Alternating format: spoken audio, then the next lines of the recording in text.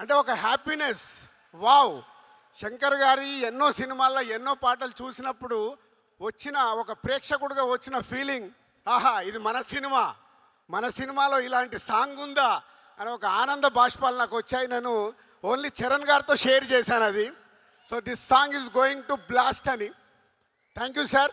And ఇలాంటి cinema మాకు రావడానికి, ఇంత పెద్ద సినిమా కావడానికి కారణం next is a global star Ram Charan గారు.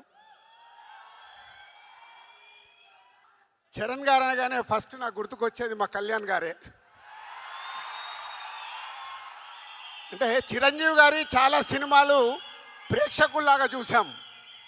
ఎన్నో సూపర్ హిట్లు, ఘరానా మౌడు, జయదేక వీడు, రౌడీ అల్లుడు, ఎన్నో సినిమాలు ఆడియన్గా ఎంజాయ్ చేశాను. కానీ డిస్ట్రిబ్యూటర్గా ఎంటర్ అయిన తర్వాత ఎంజాయ్ చేసిన సినిమా తొలి ప్రేమ.